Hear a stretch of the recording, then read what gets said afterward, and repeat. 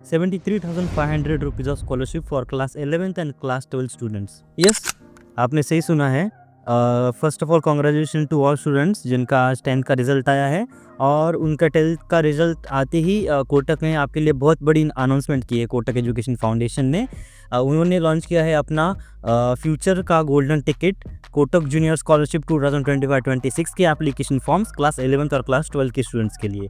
तो इस वीडियो में हम यही जानेंगे कि ये स्कॉलरशिप है क्या, इसे हम अप्लाई कैसे कर सकते हैं, इसके लिए कौन एलिजिबल है, आप सिलेक्शन प्रोसेस क्या होगी, आपके अगर कोई क्वेश्चन है वो हम सब इस स्कॉलरशिप में इस वीडियो में आंसर करेंगे। So let's start the video.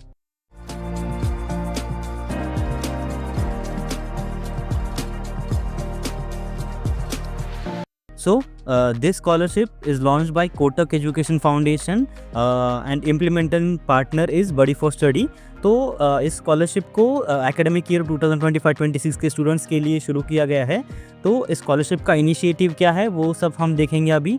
इनका इनिशिएटिव एक कोटक का CSR ये इम्प्लीमेंट कर रहे हैं, जिसमें कि ऐसे स्टूडेंट्स जिन्होंने अभी अपना 10th का एग्ज़ाम दिया है वो सारे स्टूडेंट्स स्कॉलरशिप के लिए एलिजिबल है।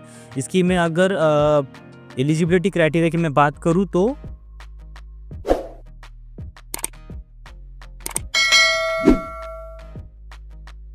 एप्लीकेंट को जो उनके 10th स्टैंडर्ड में, मतलब आज जो रिज़ल्ट आया है उनका 13 में 1 बजे या फिर 2 बजे जो आपका रिज़ल्ट आया है CBSE, ICSE और SSC बोर्ड का, तो उस रिज़ल्ट में आपको मिनिमम 85%, ठीक है, 85% आपको मार्क्स चाहिए। उसके बाद आपका जो एडमिशन है वो 11th का किसी भी साइंस, आर्ट्स या कॉमर्स के कॉलेज में चाहिए, जूनियर कॉलेज में, और वो जो कॉलेजेस है वो मुंबई मेट्रोपॉलिटन रीजन में चाहिए, ठीक है, फॉर एकेडमिक ईयर 2025-26। मैं इस मुंबई मेट्रोपॉलिटन रीजन के बारे में थोड़ा बाद में ज़्यादा बताऊंगा। और जो आपका फैमिली इनकम है वो 3,20,000 या फिर उससे कम चाहिए, ठीक है। उसके बाद आपका आप करंटली मुंबई मेट्रोपॉलिटन रीजन में आप रह रहे हो, ठीक है, स्टे कर रहे हो, तो आप स्कॉलरशिप के लिए एलिजिबल हो। उसके बाद जो एम्प्लॉयज़ है कोटक महिंद्रा फाउंडेशन या बडी फॉर स्टडी के स्कॉलरशिप के लिए एलिजिबल नहीं है, ठीक है। अगर मैं बात करूँ मुंबई मेट्रोपॉलिटन रीजन की, ठीक है, इसमें आता है मुंबई सबर्बन, मुंबई सिटी, थाने डिस्ट्रिक्ट, इसमें थाने, कल्याण, डोंबिवली, उल्लासनगर, भिवंडी, अंबरनाथ, बदलापुर, मुरबाड, शाहपुर, वसई, विरार, पालघर, रायगढ़ डिस्ट्रिक्ट, पनवेल, उरण, कर्जत, खालापुर, पेन, अलीबाग, मीरा, बयानदार और Navi Mumbai municipal corporation areas, ठीक है। ये जो सारे प्लेसेस के जो स्टूडेंट्स हैं, अगर उन्होंने यहाँ पे वो अगर स्टे कर रहे हो और इसी एरिया के कॉलेज में अगर उनका एडमिशन हुआ है, तो ये सारे जो मतलब स्टूडेंट्स हैं वो इस स्कॉलरशिप के लिए एलिजिबल है, ठीक है। तो अगर मैं इस स्कॉलरशिप की बेनिफिट की बात करूँ तो जो सिलेक्टेड स्टूडेंट्स है स्कॉलरशिप के लिए, तो उनको 3,500 रुपीज़ पर मंथ उनके क्लास 11th और 12th में, ठीक है, दिया जाएगा, जो कि टोटल होता है 73,500 रुपीज़ फॉर 12 मंथ्स, ठीक है। उसके बाद अगर मैं अगला बेनिफिट की बात करूँ तो वो है कि आपके एजुकेशनल जो जर्नी है उसमें आपको मेंटरशिप प्रोवाइड की जाएगी। मतलब आपको आपका करियर फील्ड चूज़ करने में, आपको प्रॉपरली गाइड करने में कोटक की टीम आपको मदद करेगी। उसके बाद आपका जो एकेडमिक असिस्टेंस आपको मिलेगा आपकी स्टडीज़ को अच्छे से मतलब करने के लिए। उसके बाद आपको करियर गाइडेंस मिलेगा, ठीक है।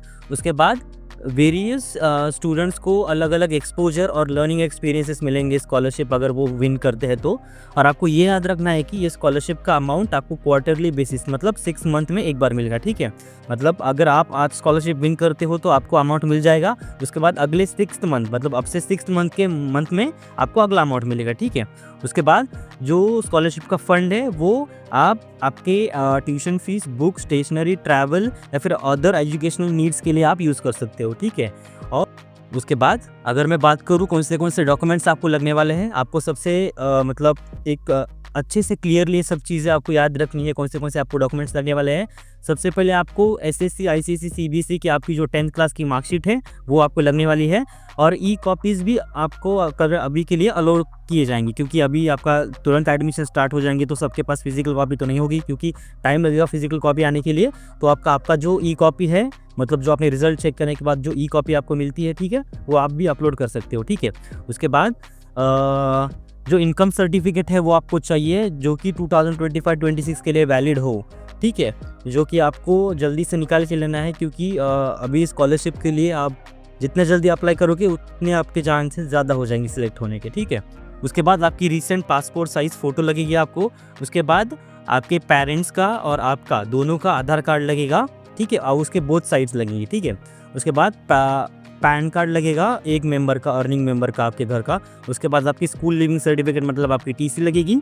उसके बाद अगर आपका क्या कहते हैं, कोई अगर फैमिली मेंबर अगर गवर्नमेंट जॉब है तो ITR रिटर्न्स वगैरह आपको लगेंगे, ठीक है। उसके बाद अगर आप सिंगल पेरेंट आपको संभालता है सिर्फ, मतलब आपके फादर या मदर में से किसी एक की डेथ हो चुकी है, तो आपको वहाँ पे उनका डेथ सर्टिफिकेट अटैच करना पड़ेगा। उसके बाद जो स्टूडेंट है उसके बैंक पासबुक का फर्स्ट पेज आपको अटैच करना है, ठीक है। आपको ये सारी चीज़ें प्रॉपरली अच्छी तरीके से आपको मतलब वहाँ पे अपलोड करनी है, ठीक है। अगर फिर भी आप ऑथेंटिसिटी के लिए मैं आपको 1-2 चीज़ें बताता हूँ। आपको जो सारी चीज़ें अपलोड करनी है वो आपको कलर प्रिंट में अपलोड करनी है, ठीक है, गलती आपसे ना हो। उसके बाद अगर आपकी ई कॉपी भी है मार्कशीट की, तो उसके ऊपर आप ट्राई करो कि आपके स्कूल का स्टैम्प और सिग्नेचर प्रिंसिपल की हो, ताकि उसकी ऑथेंटिसिटी ज़्यादा बढ़ जाए। उसके बाद मैं बात करूँ कि कौन से मतलब क्वेश्चंस अलग-अलग हो सकते हैं स्कॉलरशिप के बारे में, सिलेक्शन प्रोसेस के बारे में। तो मैं अगर बात करूँ सिलेक्शन प्रोसेस की, तो अगर मैं सिलेक्शन प्रोसेस की बात करूँ, तो सबसे पहले आपको शॉर्टलिस्ट किया जाएगा आपकी एलिजिबिलिटी क्राइटेरिया के ऊपर। उसके बाद आपका जो है वो डॉक्यूमेंट वेरिफिकेशन होगा। उसके बाद टेलीफोनिक आपका इंटरव्यू होगा, मतलब आपको इंटरव्यू के लिए ऑनलाइन उनको मतलब आपको बुलाया जाएगा। एक तो कॉल के मतलब मीडियम से हो सकता है इंटरव्यू, या फिर आपको मतलब आपको इंटरव्यू रिकॉर्ड करके उनको सेंड करना होता है उनके ऐप पे, ठीक है। उसके बाद सिलेक्शन ऑफ फाइनल स्कॉलर्स होगा। इतना सा मतलब 4 स्टेप्स है इस इंटरव्यू मतलब इस प्रोसेस में, सिलेक्शन प्रोसेस में। अगर आप सिलेक्ट होते हो तो आपको बड़ी फर्स्ट स्टडी की टीम से कॉल आ जाएगा, ईमेल आ जाएगा, SMS आ जाएगा, और आप मतलब आप स्कॉलरशिप के लिए फिर एलिजिबल हो जाओगे, ठीक है। उसके बाद में अगर बात करूँ स्कॉलरशिप का अमाउंट कैसा होगा, कैसे आएगा, तो आपको हर मतलब क्वार्टर में आपको अमाउंट दिया जाएगा, ठीक है। मतलब आपको ये याद रखना है कि फर्स्ट एंड सेकंड क्वार्टर्स में, मतलब हर 6 मंथ में आपको अलग-अलग आपको इंस्टॉलमेंट्स दी जाएगी, ठीक है। उसके बाद यहाँ पे पूछा गया है कि अगर आप दिल्ली से हो या फिर कहीं और से हो, महाराष्ट्र में लातूर से, नांदेड़ से, मतलब अलग-अलग जगहों पे, ठीक है, या फिर ऑल ओवर इंडिया से आप कहीं और से हो, मुंबई मेट्रोपॉलिटन रीजन को छोड़ के, तो क्या आप स्कॉलरशिप के लिए एलिजिबल हो? तो वो है नहीं, आप स्कॉलरशिप के लिए एलिजिबल नहीं हो। और उसके बाद आपको सिर्फ जो मुंबई मेट्रोपॉलिटन रीजन के जो अभी मैंने जितने नाम बताए थे ऊपर, उतने स्टूडेंट्स स्कॉलरशिप के लिए एलिजिबल हैं, ठीक है।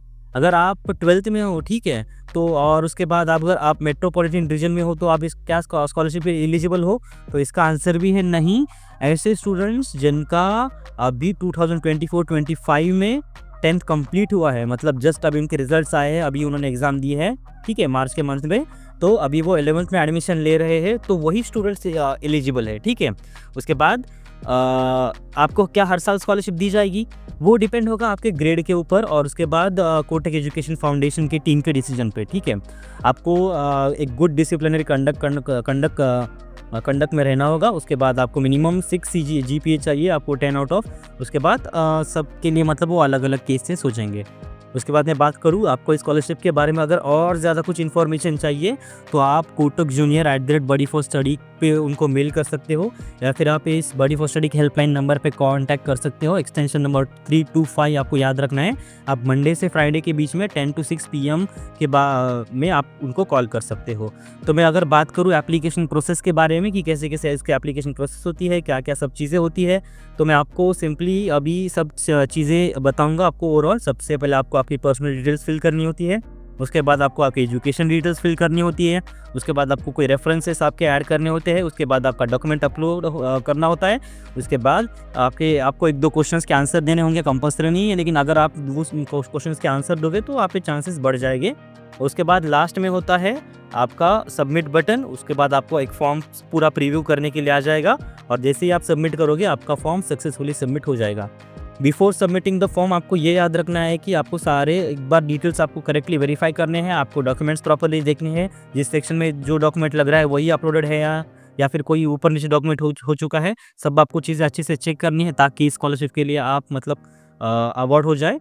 ठीक है, ये सब सारी चीज़ें हैं कोटक स्कॉलरशिप 2025-26 के प्रोग्राम के लिए। और फिर से मैं एक बार बताना चाहूँगा कि सिर्फ 2024-25 में जो स्टूडेंट्स अभी 10th पास हो चुके हैं वही इस स्कॉलरशिप के लिए एलिजिबल है। So that was all this for the video. अगर आपको डिटेल में अगर वीडियो चाहिए कि स्कॉलरशिप के लिए हम कैसे अप्लाई कर सकते हैं तो आप मुझे कमेंट में बता दीजिए, मैं उसके बारे में भी एक वीडियो बना दूंगा। ठीक है, thank you so much for watching the video. Do like share this video with all those students जिनका 10th का रिजल्ट आया है, and don't forget to subscribe to our channel क्योंकि मैं ऐसे ही स्कॉलरशिप के रिलेटेड जॉब रिलेटेड कंटेंट लाता रहता हूँ। And once again congratulation to all student who pass their 10th। Thank you so much for watching the video.